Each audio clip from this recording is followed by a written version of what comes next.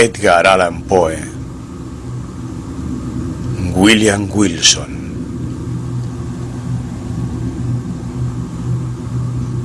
Permitid que por el momento me presente como William Wilson. La página inmaculada que tengo ante mí no debe ser manchada con mi verdadero nombre. Este ya ha sido exagerado objeto del desprecio, del horror, del odio de mi estirpe. Los vientos indignados no han esparcido su incomparable infamia por las regiones más distantes del globo. Oh, paria, el más abandonado de todos los parias. No estás definitivamente muerto para la tierra. No estás muerto para sus honores, para sus flores, para sus doradas ambiciones. Y una nube densa, lúgubre, limitada, no cuelga eternamente entre tus esperanzas y el cielo. Aunque pudiese, no quisiera registrar hoy, ni aquí, la narración de mis últimos años de indecible desdicha y de crimen imperdonable.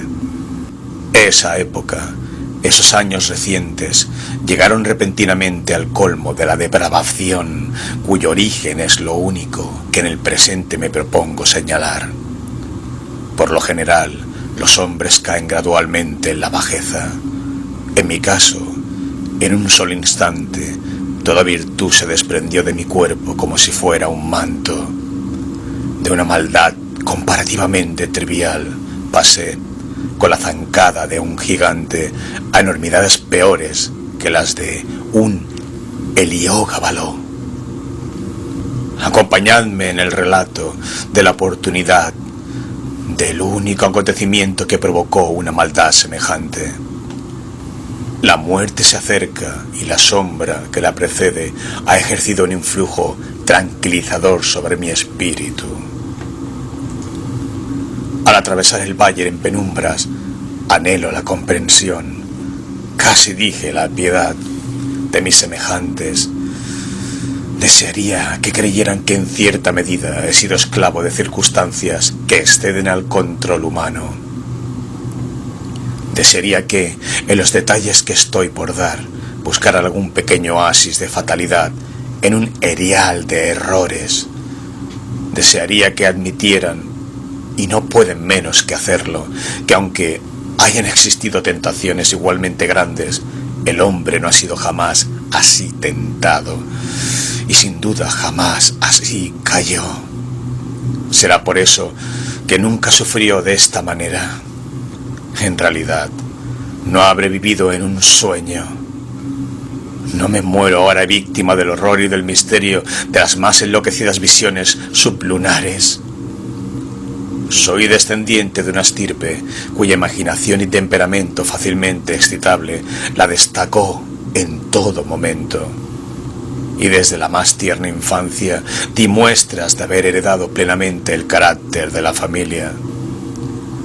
A medida que avanzaba en años, ese carácter se desarrolló con más fuerza y se convirtió por muchos motivos en causa de grave preocupación para mis amigos y de acusado perjuicio para mí. Crecí con voluntad propia, entregado a los más extravagantes caprichos y víctima de las más incontrolables pasiones. Pobres de espíritu, mentalmente débiles y asaltados por enfermedades constitucionales análogas a las mías, mis padres poco pudieron hacer para contener las malas predisposiciones que me distinguían. Algunos esfuerzos flojos y mal dirigidos terminaron en un completo fracaso para ellos y naturalmente en un triunfo total para mí. De ahí en adelante mi voz fue ley en esa casa, y a una edad en que pocos niños han abandonado los andadores, quedé a merced de mi propia voluntad y me convertí, de hecho, si no de derecho, en dueño de mis actos. Mis más tempranos recuerdos de la vida escolar se relacionan con una casa isabelina, amplia e irregular, en un pueblo de Inglaterra, cubierto de niebla, donde se alzaban innumerables árboles nudosos y gigantescos, y donde todas las casas eran excesivamente antiguas. En verdad, esa vieja y venerable ciudad era un lugar de ensueño, propicio para la paz del espíritu. En este mismo momento, en mi fantasía, percibo el frío refrescante de mis avenidas profundamente sombreadas. Inhalo la fragancia de sus 1000 arbustos y me vuelvo a estremecer con indefinible deleite ante el sonido hueco y profundo de la campana de la iglesia que quebraba cada hora con su hosco y repentino tañido el silencio de la melancólica atmósfera en la que el recamado campanario gótico se engastaba y dormía. Tal vez el mayor placer que me es dado alcanzar hoy en día sea el demorarme en recuerdos de la escuela y todo lo que con ella se relaciona. Empapado como estoy por la desgracia, una desgracia, ay, demasiado real. Se me perdonará que busque alivio, aunque leve y efímero, en la debilidad de algunos detalles por vagos que sean. Esos detalles triviales y hasta ridículos en sí mismos asumen en mi imaginación una extraña importancia por estar relacionados con una época y un lugar en donde reconozco la presencia de las primeras ambiguas admoniciones del destino que después me envolvieron tan completamente en su sombra. Permitidme entonces que recuerde. Ya he dicho que la casa era antigua e irregular. Se erguía en un terreno extenso y un alto y sólido muro de ladrillos, coronado por una capa de cemento y de vidrios rotos, rodeada la propiedad. Esta muralla, semejante a la de una prisión, era el límite de nuestros dominios. Lo que había más allá solo lo veíamos 3 veces por semana, una vez los sábados a la tarde, cuando acompañados por 2 preceptores se nos permitía realizar un breve paseo en grupo a través de alguno de los campos vecinos. Y 2 veces durante el domingo, cuando marchábamos de modo igualmente formal a los servicios matinales y vespertinos de la iglesia del pueblo. El director de la escuela era también el pastor de la iglesia. Con qué profunda sorpresa y perplejidad lo contemplaba yo desde nuestros bancos lejanos, cuando con paso solemne y lento subía al púlpito. Ese hombre reverente, de semblante tan modestamente benigno, de vestiduras tan brillosas y clericalmente ondulantes, de peluca minuciosamente empolvada, rígida y enorme, podía ser el mismo que poco antes, con rostro amargo y ropa manchada de rapé, administraba, férula en mano, las leyes draconianas de la escuela. Oh, gigantesca paradoja, demasiado monstruosa para tener solución. En un ángulo de la voluminosa pared rechinaba una puerta aún más voluminosa. Estaba remachada y tachonada con tornillos de hierro y coronada con picas dentadas del mismo metal. ¡Qué impresión de profundo temor inspiraba! Nunca se abría, salvo para las 3 salidas y regresos mencionados. Por eso, en cada crujido de sus enormes goznes encontrábamos la plenitud del misterio, un mando de asuntos para solemnes comentarios o para aún más solemnes meditaciones. El extenso muro era de forma irregular, con abundantes recesos espaciosos. De estos, 3 o 4 de los más grandes constituían el campo de juegos. El piso estaba nivelado y cubierto de grava fina y dura. Recuerdo bien que no tenía árboles, ni bancos, ni nada parecido. Por supuesto que quedaba en la parte posterior de la casa. En el frente había un pequeño cantero plantado con boj y otros arbustos, pero a través de esta sagrada división solo pasábamos en contadas ocasiones, como el día de llegada o el de partida del colegio, o quizás cuando algún padre o amigo nos pasaba a buscar y nos íbamos alegremente a disfrutar de la Navidad o de las vacaciones de verano a nuestras casas. Pero la casa, qué extraño era aquel viejo edificio. Y para mí, qué palacio encantado. Realmente sus recovecos eran infinitos, así como sus incomprensibles subdivisiones.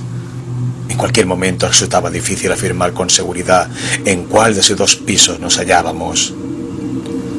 Entre un cuarto y otro siempre había 3 o 4 escalones que subían o bajaban. Además, las salas laterales eran innumerables, inconcebibles, y volvían de tal modo sobre sí mismas que nuestras ideas más exactas con respecto a la casa en sí no diferían demasiado de las que teníamos sobre el infinito. Durante los 5 años de mi residencia nunca pude cerciorarme con precisión de en qué remoto lugar estaban situados los pequeños dormitorios que nos habían asignado a mí y a otros 18 o 20 alumnos. El aula era el cuarto más grande de la casa y desde mi punto de vista el más grande del mundo entero. Era muy largo, angosto y desconsoladoramente bajo, con puntiagudas ventanas góticas y cielo raso de roble.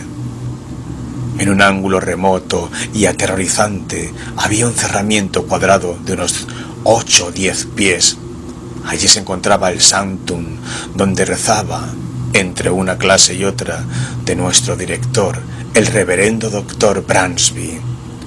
Era una estructura sólida, de puerta maciza, y antes de abrirla, en ausencia del Domine, hubiéramos preferido morir por la peine forte et dure.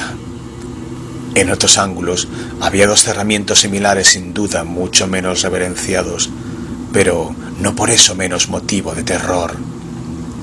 Uno de ellos era la cátedra del preceptor clásico, otro el correspondiente a inglés y matemáticas. Dispersos por el salón, entrecruzados en interminable irregularidad, había innumerables bancos y pupitres, negros, viejos, carcomidos por el tiempo, tapados por pilas de libros manoseados y tan cubiertos de iniciales, nombres completos, figuras grotescas y otros múltiples esfuerzos del cortaplumas que habían perdido lo poco que lejanos días les quedaba de su forma original. En un extremo del salón había un inmenso balde de agua y en el otro un reloj de formidables dimensiones. Encerrado entre las macizas paredes de esta venerable academia, pasé sin tedio ni disgusto los años del tercer lustro de mi vida. El fecundo cerebro de la infancia no requiere que lo ocupen o diviertan los sucesos del mundo exterior, y la monotonía aparentemente lúgubre de la escuela estaba repleta de excitaciones más intensas que las de mi juventud obtuvo del lujo o mi edad madura del crimen.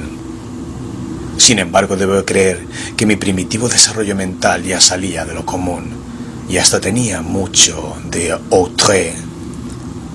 Por lo general, los acontecimientos de la infancia no dejan un recuerdo definido en el hombre maduro. Todo se parece a una sombra grisácea, un recuerdo débil e irregular, una evocación indistinta de pequeños placeres y fantasmagóricos dolores.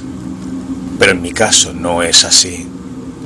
En la infancia debo haber sentido con la energía de un hombre lo que ahora encuentro estampado en mi memoria con imágenes tan vívidas, tan profundas y tan duraderas como los exergos de las medallas cartaginesas. Y sin embargo, desde un punto de vista mundano, qué poco había allí para recordar. Despertar por la mañana, el llamado nocturno a acostarse, los estudios, los recitados, las vacaciones periódicas y los paseos, el campo de juegos con sus peleas, sus pasatiempos, sus intrigas, todo eso que por obra de un hechizo mental totalmente olvidado después, llegaba a abarcar una multitud de sensaciones, un mundo de ricos incidentes, un universo de variadas emociones, de la más apasionada y entusiasta excitación. Oh, le bon temps, que ce siècle de fer. En verdad, el ardor, el entusiasmo y mi naturaleza imperiosa pronto me destacaron de mis condiscípulos y suave, pero naturalmente fui ganando ascendiente sobre todos los que no eran mucho mayores que yo, sobre todos, con una única excepción. La excepción fue un alumno que, sin ser pariente mío, llevaba mi mismo nombre y apellido. Una circunstancia poco destacable porque, pese a mi ascendencia noble, el mío era uno de esos apellidos comunes que, desde tiempos inmemoriales, parecen haber pasado a ser propiedad de la plebe. En este relato me he denominado William Wilson, nombre ficticio, pero no muy distinto del verdadero. Solo mi tocayo, entre los que según la fraseología del colegio formaban nuestro grupo, se atrevía a competir conmigo en el estudio, en los deportes y rencillas del campo de juegos, negándose a creer ciegamente en mis afirmaciones y a someterse a mis deseos. En una palabra, pretendía oponerse a mi arbitraria dictadura. Si existe en la tierra un despotismo supremo e ilimitado, es el despotismo que ejerce en la juventud una mente superior sobre los espíritus menos enérgicos de sus compañeros. La rebeldía de Wilson era para mí una fuente de la mayor perplejidad, tanto más cuando, pese a la bravuconería con que trataba en público, tanto a él como a sus pretensiones, secretamente le temía y no podía menos que pensar que la igualdad que mantenía conmigo tan fácilmente era una prueba de su verdadera superioridad, porque no ser superado me costaba una lucha permanente. Sin embargo, esa superioridad y aún esa igualdad, en realidad nadie más que yo la reconocía. Nuestros compañeros, por una inexplicable ceguera, ni siquiera parecían sospecharla. Lo cierto es que su competencia, su resistencia y sobre todo su impertinente y tozuda interferencia en mis propósitos eran tan dolorosas como poco evidentes. Era como si careciera tanto de la ambición que estimula como de la apasionada energía mental que me permitía destacarme. Parecía que su rivalidad solo se debía al caprichoso deseo de contradecirme, asombrarme o mortificarme, aunque había momentos en que yo no podía menos que observar, con una mezcla de asombro, humillación y resentimiento, que Wilson mezclaba sus injurias, sus insultos o sus contradicciones con un muy inapropiado y sin duda inoportuno modo afectuoso. Yo solo podía concebir ese singular comportamiento como el producto de una consumada insuficiencia que adoptaba el tono vulgar de la condescendencia y la protección. Quizás fuera este último rasgo en la conducta de Wilson, junto con nuestros nombres idénticos y la simple coincidencia de haber ingresado el mismo día en la escuela, lo que, entre los alumnos de los cursos superiores, dio pábulo a la idea de que éramos hermanos. Porque los estudiantes mayores, por lo general, no se informan en detalle de los asuntos de los menores. Ya he dicho, debí decir, que Wilson no estaba ni remotamente emparentado con mi familia, pero con seguridad, de haber sido hermanos, hubiéramos sido mellizos, porque después de egresar el de la escuela del Dr. Bransby, me enteré, por casualidad, de que mi tocayo había nacido el 19 de enero de 1913, y esta es una coincidencia bastante notable, pues se trata precisamente del día de mi natalicio. Tal vez parezca extraño que, pese a la continua ansiedad que me causaban la rivalidad de Wilson y su intolerable espíritu de contradicción, de alguna manera no podía resolverme a odiarlo. Sin duda, casi todos los días manteníamos una discusión en la que me cedía públicamente la palma de la victoria, aunque de alguna manera me hacía sentir que era él quien la merecía. Sin embargo, una sensación de orgullo de mi parte y una gran dignidad de la suya nos mantenía siempre lo que se ha dado en llamar buenas relaciones, mientras en muchos aspectos nuestros temperamentos congeniaban, despertando en mí un sentimiento que solo nuestras respectivas posturas impedían que madurara en amistad. Me resulta verdaderamente difícil definir y aún describir mis verdaderos sentimientos hacia él. Eran una mezcla abigarrada y heterogénea, cierta petulante animosidad que no llegaba a ser odio, cierta estima, un respeto mayor aún, mucho temor y un mundo de inquietante curiosidad. Para los moralistas será innecesario agregar, además, que Wilson y yo éramos compañeros inseparables. Sin duda, esta anómala relación que existía entre nosotros era lo que me llevaba a atacarlo, y los ataques eran muchos, francos o encubiertos. Por medio de la burla o de las bromas pesadas, que duelen aunque parezcan una simple diversión, en lugar de convertirse en una seria y decidida hostilidad. por mis esfuerzos en ese sentido no siempre resultaban exitosos, aunque concibiera mis planes con mucha astucia.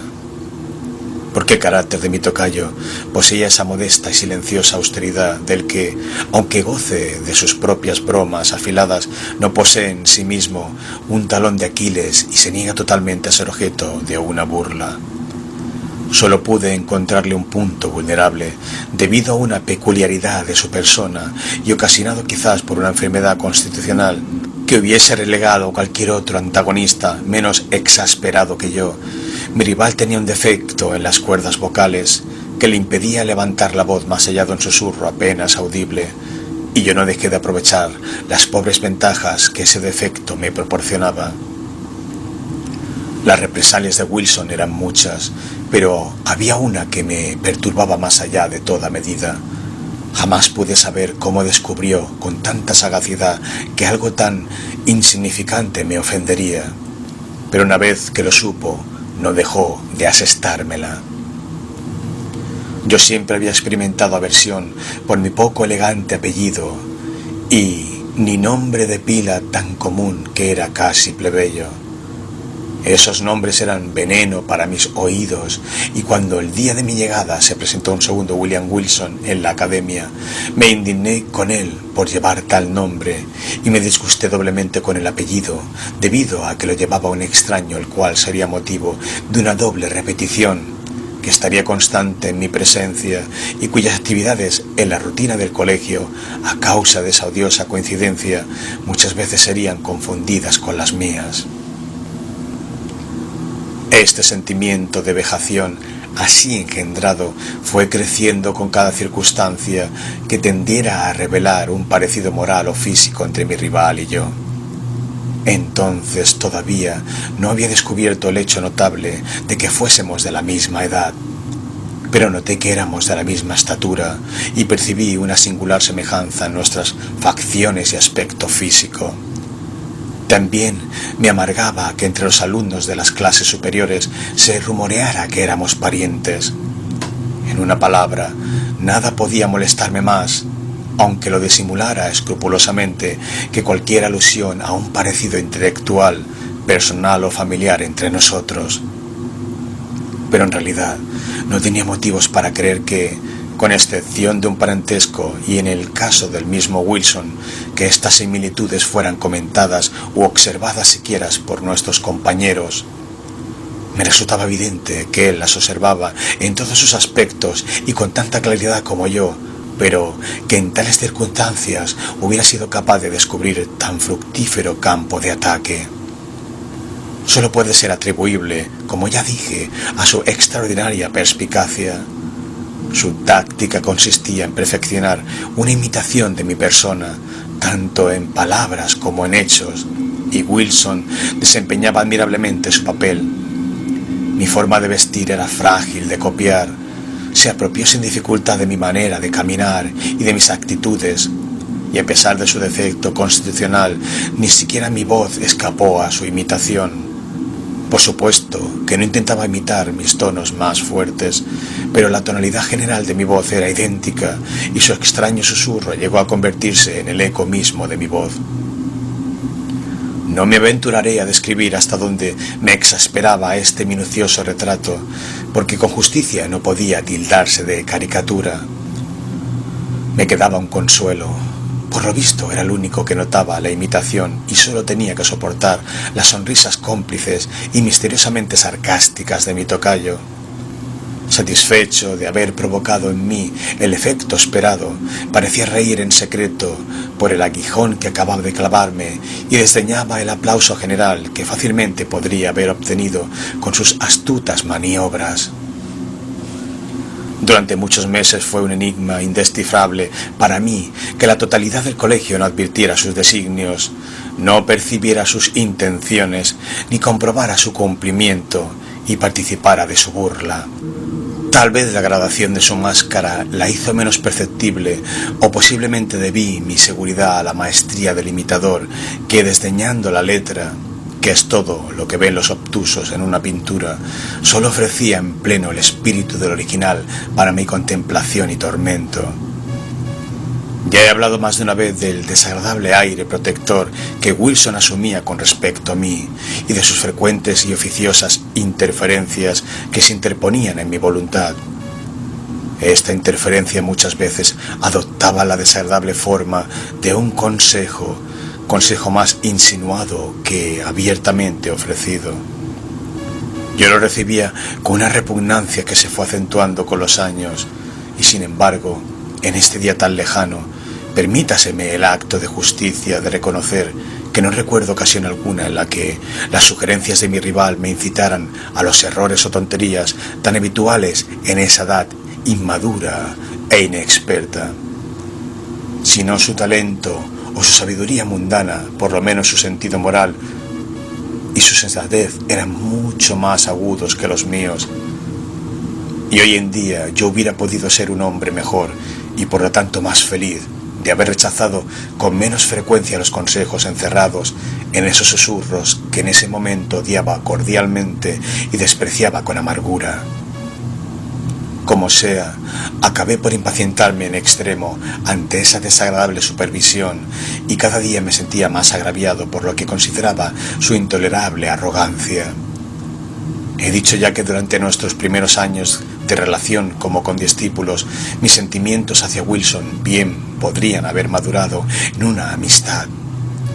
Pero en los últimos meses de mi residencia en la academia, aunque su impertinencia hubiera disminuido, sin duda, en alguna medida, mis sentimientos se trocaron en similar proporción en odio más profundo.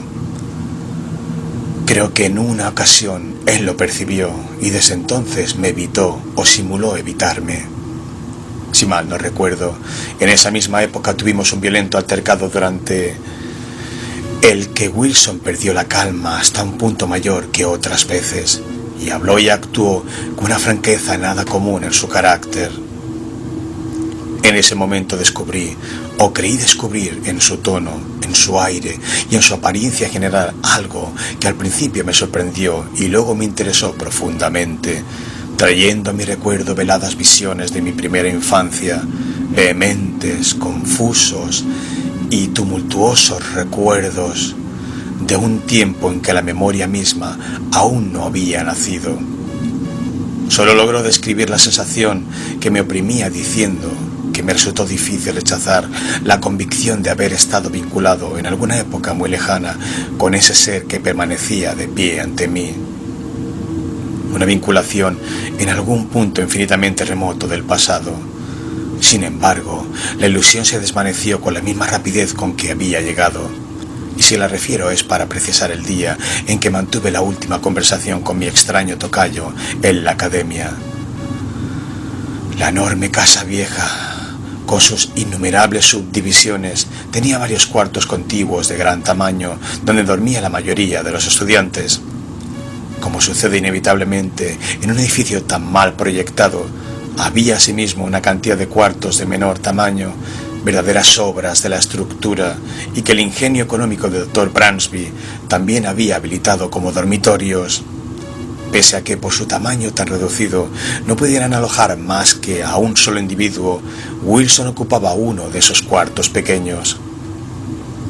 Una noche, hacia el final de mi quinto año en la escuela, e inmediatamente después del altercado que acabo de mencionar, cuando todos dormían, me levanté y la lámpara en mano me interné por interminables pasillos angostos rumbo al dormitorio de mi rival.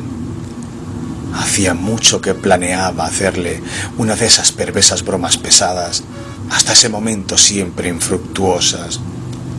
Tenía intenciones de llevar a cabo de inmediato mi plan y decidí que Wilson percibiera toda su malicia.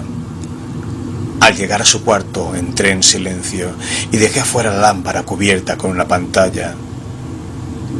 Avancé un paso y escuché el sonido de su respiración tranquila. Seguro de que dormía, volví a tomar la lámpara y me aproximé con ella a la cama. Esta se hallaba rodeada de pesadas cortinas. Siguiendo con mi plan, las aparté con lentitud y en silencio hasta que rayos de luz iluminaron de golpe al durmiente. Mientras mis ojos se clavaban en su cara, lo miré e instantáneamente quedé petrificado, helado. Respiré con dificultad, me temblaban las rodillas y mi espíritu era presa de un horror sin sentido, pero intolerable. Jadeando, aproximé aún más la lámpara a su cara. ¿Eran esos los rasgos de William Wilson? Veía sin duda que eran los suyos, pero me estremecía como presa de un ataque de fiebre al imaginar que no lo eran. ¿Qué habían ellos para confundirme de tal manera? Lo miré fijo, mientras mi cerebro era presa de un torbellino de pensamientos incoherentes. No era esa su apariencia, seguramente no era esa cuando estaba despierto. El mismo nombre, la misma figura, el mismo día de llegada a la academia y después su obstinada e insensata imitación de mi manera de caminar, mi voz, mis costumbres y actitudes. Estaría en verdad dentro de los límites de las posibilidades humanas que lo que ahora veía fuese meramente el resultado de su constante y sarcástica imitación. Despavorido y cada vez más tembloroso apagué la lámpara, salí en silencio del cuarto y abandoné en el acto los salones de esa vieja academia a la que no regresaría jamás. Después de pasar algunos meses holgazaneando en casa, me había convertido en un estudiante de Eton. El breve intervalo transcurrido bastó para debilitar el recuerdo de los acontecimientos ocurridos en la academia de Dr. Bransby, o por lo menos para modificar los sentimientos que esos recuerdos me inspiraban. La verdad, la tragedia del drama ya no existían. Ahora podía dudar de la evidencia de mis sentidos y las pocas veces que recordaba el episodio me sorprendían los extremos a que puede llegar la credulidad humana y sonreía ante la fuerza de la imaginación que poseía por herencia. Dado el género de vida que empecé a llevar en Eton, era lógico que este escepticismo no decreciera. El vórtice de locura irreflexiva en el que inmediata y temerariamente me sumergí barrió con todo lo que no fuera el pasado reciente, ahogando de inmediato toda impresión sólida o seria y dejando en mi recuerdo tan solo las cosas más triviales de mi vida anterior. No deseo, sin embargo, trazar aquí el curso de este miserable libertinaje, un libertinaje que desafiaba las leyes y eludía la vigilancia de la institución. Transcurrieron 3 años de locura que no me dejaron ningún provecho, sino que arraigaron en mí los vicios y de manera insólita aumentaron mi estatura corporal. En ese tiempo, después de una semana de tonta disipación, invité a un grupo de los estudiantes más disolutos a una orgía secreta en mis habitaciones. Nos encontramos ya avanzada la noche, porque nuestra orgía debía prolongarse fielmente hasta la mañana. Corría con libertad el vino y no faltaban otras seducciones tal vez más peligrosas. Cuando el gris de la aurora apenas se perfilaba en el este, nuestro extravagante delirio estaba en su punto más alto. Excitado hasta la locura por las cartas y el alcohol, yo insistía en un brindis especialmente blasfemo cuando de repente trajo mi atención la puerta que se entreabría con violencia y la voz ansiosa de un criado. Decía que una persona me reclamaba con desesperada urgencia en el vestíbulo. Salvajemente excitado por el vino, la inesperada interrupción me alegró en lugar de sorprenderme. Salí tambaleante en pocos pasos, estuve en el vestíbulo del edificio. En ese lugar, estrecho y bajo, no había lámpara y solo la pálida claridad del amanecer se abría paso por la ventana semicircular. Al transponer el umbral, percibí la presencia de un joven casi de mi misma estatura, que vestía una bata de casimir blanco, cortada al nuevo estilo, como la que llevaba yo, puesta en ese momento. La débil luz me permitió percibirlo, pero no alcancé a distinguir los rasgos de su cara. Al verme entrar, vino presuroso a mi encuentro, y tomándome del brazo con un gesto de petulante impaciencia, me murmuró al oído las palabras «William Wilson». Recuperé en el acto la sobriedad. En los modales de desconocido y en el temblor de su dedo suspenso entre mis ojos y la luz, había algo que me llenó de indescriptible asombro. Pero no fue eso lo que me conmovió con mayor violencia. Fue la solemne admonición que contenían aquellas palabras sibilantes, pronunciadas en voz baja y singular, y por sobre todo fue el carácter, el tono, el sonido de esas sílabas escasas, simples y familiares, pero susurradas, que llegaban a mí con 1000 turbulentos recuerdos de días pasados y que golpearon mi alma con el impacto de una batería galvánica. Antes de que pudiera recobrar el uso de mis facultades, mi visitante había desaparecido. Aunque ese acontecimiento tuvo un vívido efecto sobre mi imaginación, fue también un efecto pasajero. Durante una semana me ocupé en hacer toda clase de investigaciones o me dejé envolver en una nube de especulaciones morbosas. No pretendí ocultar a mi percepción la identidad del singular individuo que con tanta perseverancia se inmiscuía en mis asuntos y que me acosaba con sus insinuados consejos. Pero ¿quién era y qué era ese Wilson? ¿De dónde venía? ¿Cuáles eran sus propósitos? Me resultó imposible encontrar una respuesta satisfactoria a estas preguntas. Solo alcancé a averiguar que un repentino accidente familiar lo obligó a abandonar la academia del Dr. Bransby el mismo día de mi huida. Pero poco tiempo después dejé de pensar en el asunto. Mi atención estaba completamente absorbida por el proyecto de ingresar en Oxford. Hacia allí pronto me trasladé.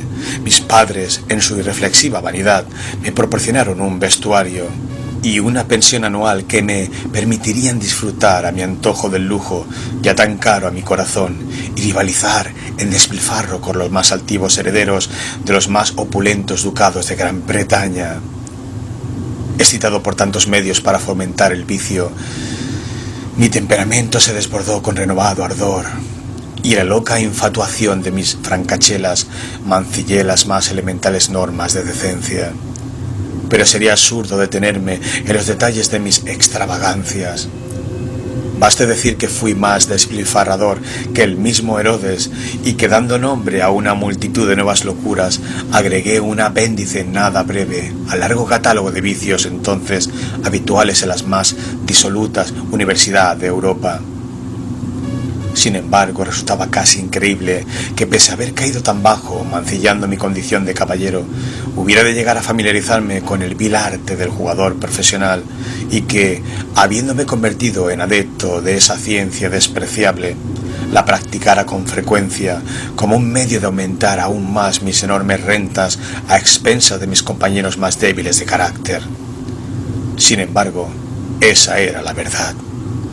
Y la misma enormidad de esta ofensa contra todos los sentimientos varoniles y honorables demostraba, más allá de toda duda, la principal, que ya no la única razón de la impunidad con que la cometía.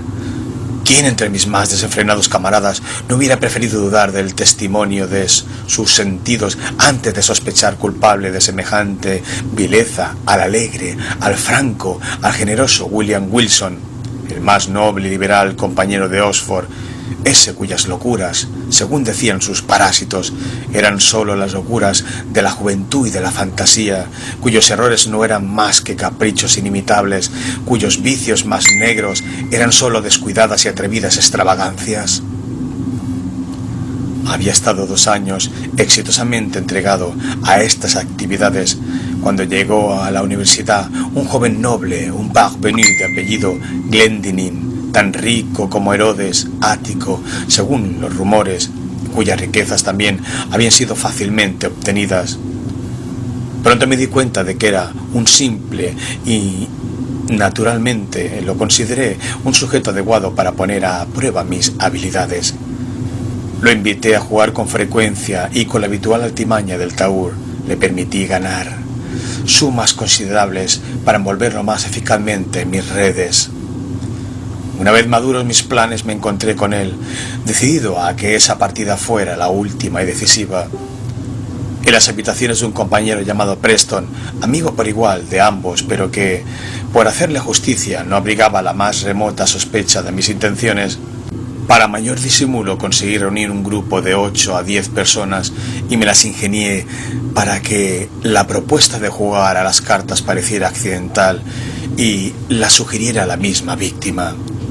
Para no prolongar un tema tan vil, no omití ninguna de las acostumbradas y delicadas bajezas de situaciones similares, hasta tal punto repetidas que sorprende que todavía existan seres tan tontos que caigan en la trampa. Dilatamos el juego hasta altas horas de la noche y por fin llevé a cabo la maniobra gracias a la cual Glendinning quedaba como mi único adversario. El juego también era mi preferido, el écarté.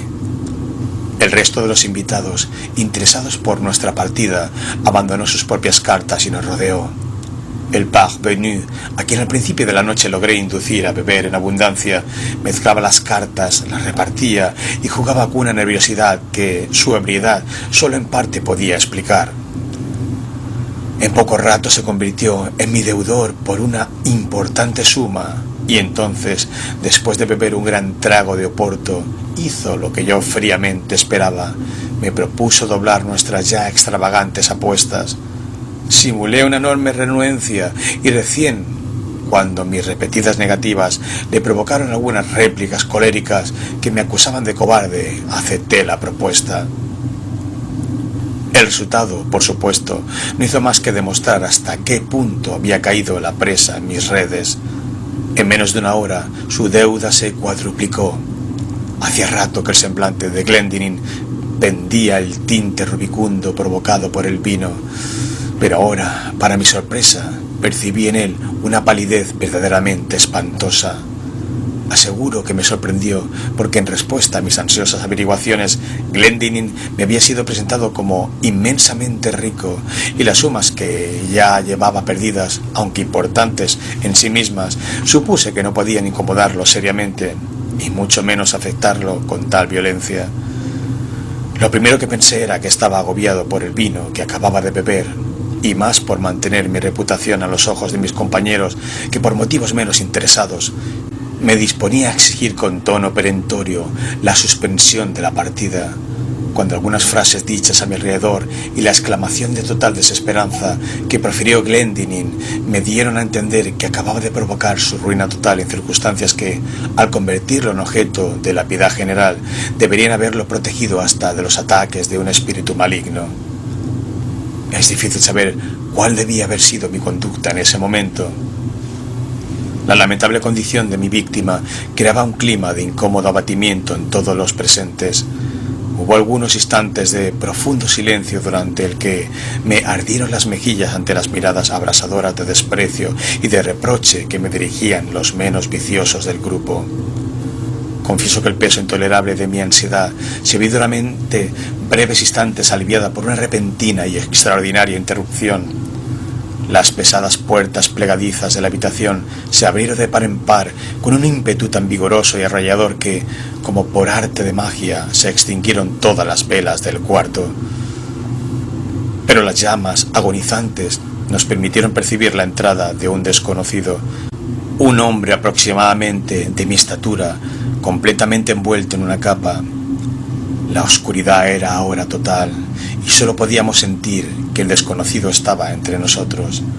Antes de que nadie pudiera recobrarse de la sorpresa provocada por entrada tan ruda e intempestiva, oímos la voz del intruso. «Señores», dijo en una voz baja y clara, en un susurro jamás olvidado que me estremeció hasta la médula. «Señores, no me disculparé por mi comportamiento, porque al conducirme de esta manera cumplo con un deber. Sin lugar a dudas, ustedes ignoran la verdadera personalidad del que esta noche le ha ganado a Lord Glendinning una importante suma al écarté. Por lo tanto, le señalaré una manera expeditiva para obtener esta tan necesaria información. Por favor, examinen con cuidado el paño de su manga izquierda y los pequeños paquetes que encontrarán en los espaciosos bolsillos de su bata bordada». Mientras hablaba, el silencio era tan profundo que se hubiera podido oír la caída de un alfiler sobre el piso. Al terminar de hablar, salió tan abruptamente como había llegado. ¿Puedo describiré mis sensaciones? ¿Necesito decir que experimenté todos los horrores del condenado? No tuve tiempo de reflexionar. Varias manos me aferraron con rudeza, impidiéndome todo movimiento, y de inmediato se volvieron a prender las luces. Enseguida me registraron. En el forro de mi manga encontraron todas las cartas esenciales en el écarté y en los bolsillos de mi bata una serie de mazos de barajas idénticos a los que utilizábamos en nuestras partidas, con la única excepción de que las mías eran lo que técnicamente se denomina arrondés. Los honores eran levemente convexos en las puntas, las cartas más bajas levemente convexas a los costados. De esta manera el incauto que corta el mazo a lo largo, según lo acostumbrado, invariablemente proporciona un honor a su adversario, mientras el tahúr contará a lo ancho sin proporcionar a su víctima ninguna carta de importancia en el juego. Cualquier explosión de indignación ante lo que acababan de descubrir me hubiera afectado menos que el silencioso desprecio o la sarcástica compostura con que lo recibieron. «Señor Wilson», dijo nuestro anfitrión, inclinándose para levantar del piso una lujosa capa de pieles excepcionales. «Señor Wilson, esta capa es suya». Hacía frío y al salir de mi habitación me había echado la capa sobre los hombros, quitándomela luego al llegar a la escena del juego. Supongo que está de más buscar aquí mayores pruebas de su habilidad, comentó, observando los pliegues de la capa con amarga sonrisa. Ya tenemos bastante. Espero que comprenda la necesidad de abandonar Oxford y en todo caso de salir inmediatamente de mis aposentos. Envilecido, humillado como estaba, es probable que hubiera respondido a tan exasperante lenguaje con un arrebato de violencia si en ese momento mi atención no hubiese sido atraída por un hecho sorprendente. La capa que me había puesto para la reunión era de pieles extremadamente raras, tan poco comunes y extravagantemente costosas que no me aventuraré a hablar de su precio. También el modelo era de mi propia y fantástica invención, porque era exigente hasta la fanfarronería en cuestiones de naturaleza tan frívola.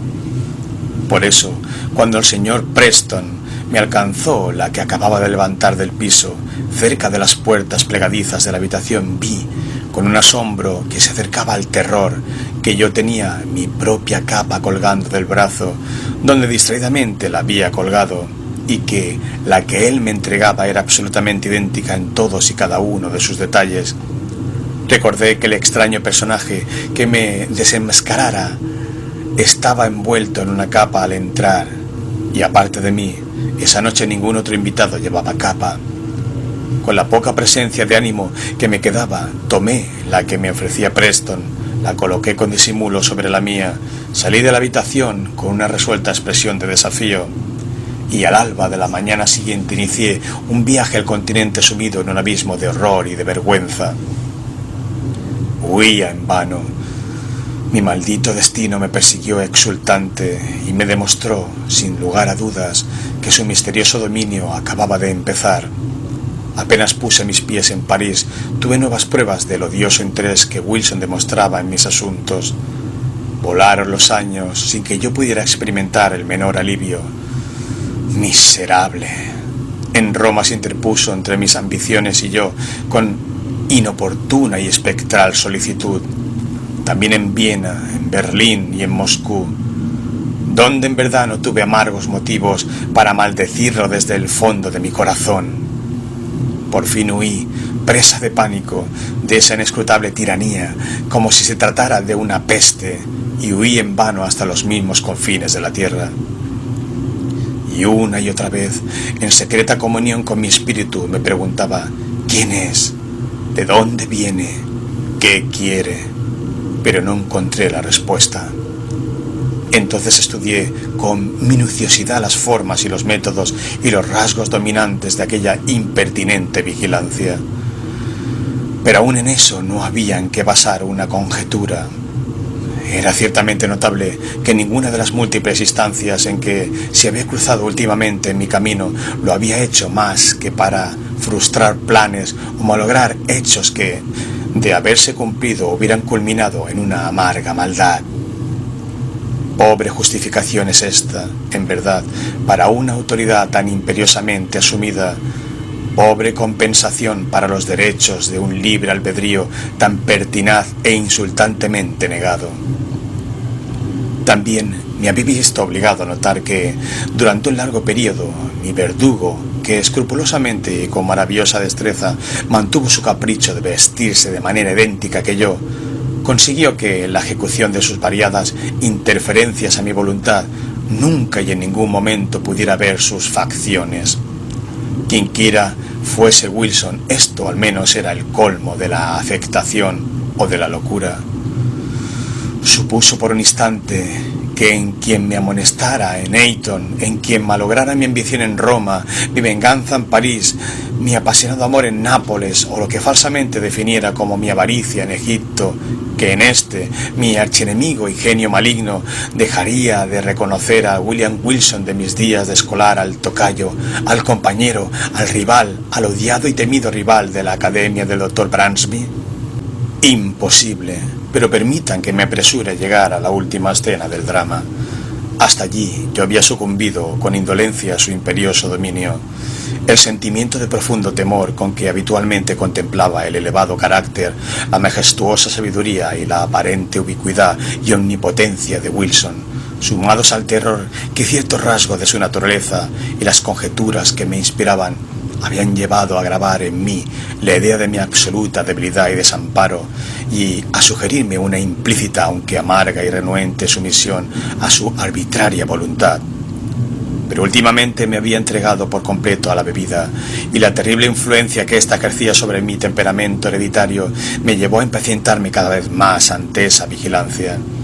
Empecé a murmurar, a vacilar, a resistir, y fue solo mi imaginación la que me indujo a creer que con el aumento de mi propia firmeza, la de mi torturador sufriría una proporcional disminución.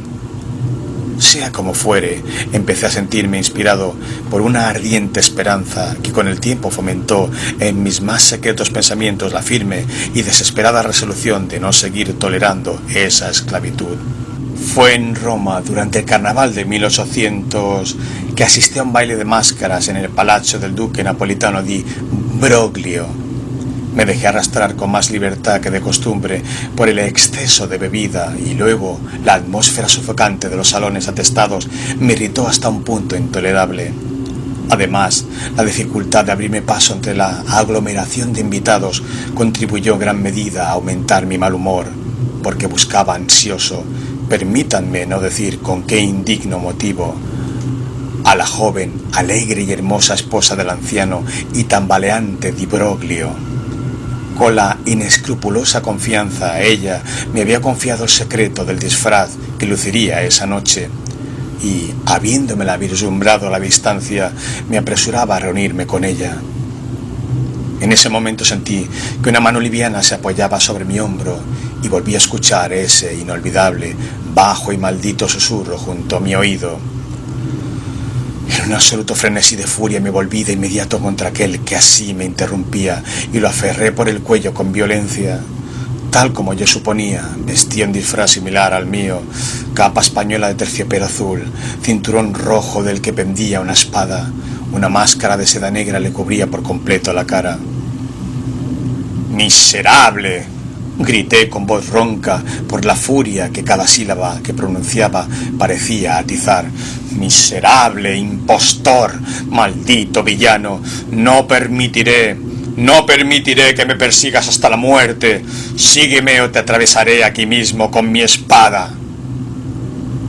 Y me encaminé a una pequeña antecámara contigua, arrastrándolo conmigo sin que él se resistiera. En cuanto entramos, furioso lo empujé para alejarlo de mí. Él trastabilló contra la pared mientras yo cerraba la puerta con un juramento y le ordenaba que desenvainara su espada. Solo vaciló un instante. Después, con un pequeño suspiro, desenvainó en silencio y se preparó para defenderse. El duelo fue breve, frenético y presa de feroz excitación. Yo sentía en mi brazo la energía y el poder de una multitud. En pocos segundos lo acorralé contra la pared y allí, tendiéndolo en mi poder, le hundí repetidas veces la espada en el pecho con brutal ferocidad. En aquel instante alguien movió el pestillo de la puerta. Evité presuroso una intrusión y de inmediato regresé al lado de mi moribundo rival. pero ¿qué lenguaje humano puede transmitir adecuadamente esa sorpresa? Ese horror que me poseyó frente al espectáculo que tenía ante mi vista. El breve instante en que aparté la mirada pareció ser suficiente para producir un cambio material en el arreglo de aquel extremo lejano de la habitación. Un gran espejo, o por lo menos en mi confusión eso me pareció al principio, alzábase donde antes no había nada, y cuando avancé hacia él, en el colmo del espanto, cubierta de sangre y pálida la cara, mi propia imagen vino tambaleándose hacia mí. Eso me pareció, digo, pero me equivocaba. Era mi antagonista, era Wilson quien se erguía ante mí agonizante.